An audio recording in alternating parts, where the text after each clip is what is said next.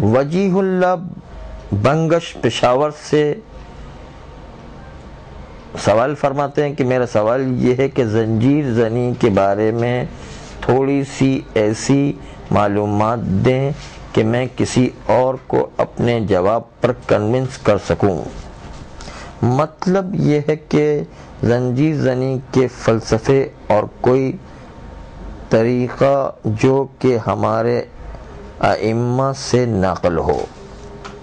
جناب وجیہ اللہ بنگش صاحب، آپ کا جواب بہت آسان ہے کہ تمام مراجع کے نزدیک زنجیر زنی کی اجازت ہے سوائے آقائے خامنہئی کے، اور وہ بھی صرف اس لیے منع کرتے ہیں کہ جس سے شیعت کو بدنام اور ٹیررسٹ قرار نہ دیا جائے۔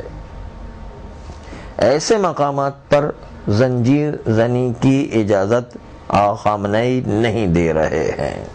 باقی تمام مراجع کے نزدیک زنجیر مارنے کی اجازت ہے۔ صلی اللہ علیہ وآلہ۔